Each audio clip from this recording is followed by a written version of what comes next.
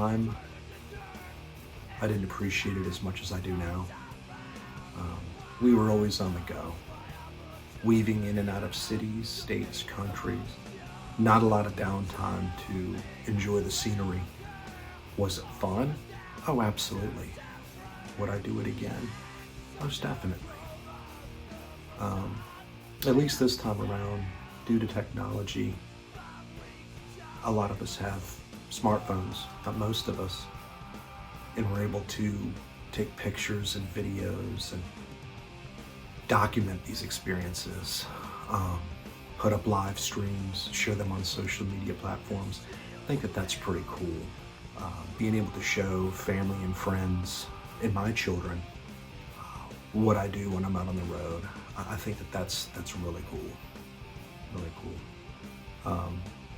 Hopefully we'll get through this pandemic, and I don't know how normal things are going to get, but it definitely would be nice to start playing out again and enjoying the road again, but we got to get through this mess. So hopefully soon.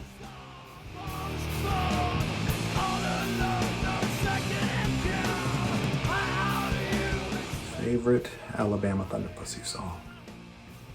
I would have to say Dry Spell off of River City Revival. It's probably my favorite ATP song. It just hits like a Mack truck. Everyone comes in at the same time, just a 4 count by Brian, and the intensity throughout the whole song. We opened up with that song a lot while on tour, and I tell you, I was winded by the time we got to the end of it, because it's one of those songs you just get it all out there, put it all out there. So yeah, I think Dry Spell would be my favorite ATP song.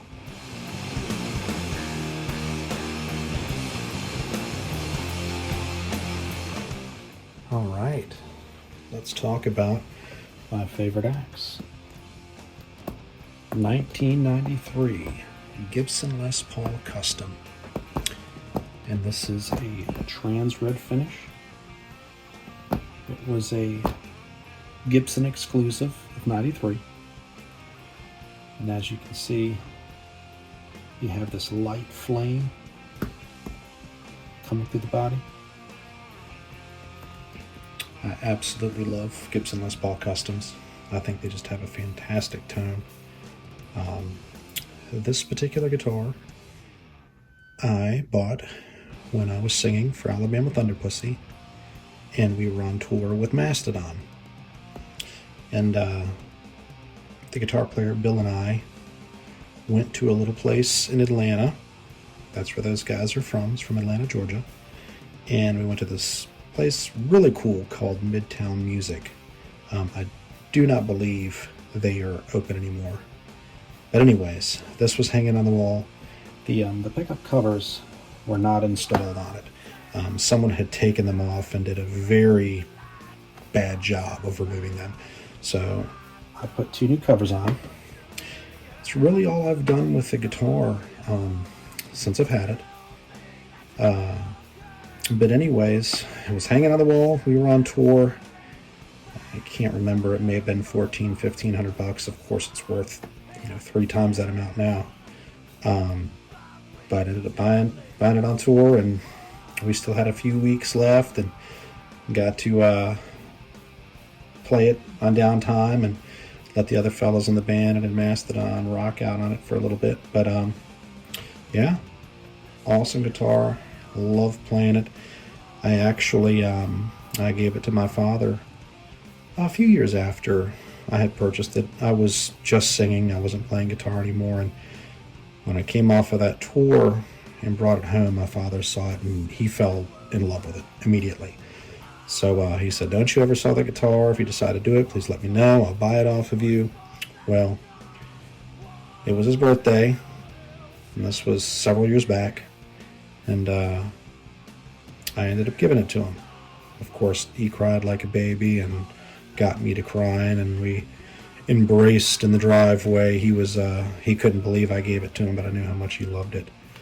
And Make a long story short, he passed about 4 years ago, and of course the guitar came back to me. He kept it the entire time, unlike most of us musicians that get gear and then trade it and upgrade, downgrade, sell it because we need to pay a bill, whatever it may be. He kept it, and like I said, about 4 years ago when he passed, I ended up getting it back. So here it is, and I'll go ahead and show you. I put this on the truss rod cover, and that was my pops buddy right there, 1945 to 2016. So it definitely has a lot of sentimental value to it. Here you can see a little bit more of that flame kind of shining through.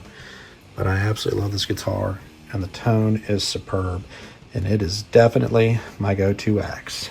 Gibson Les Paul Custom, 1993.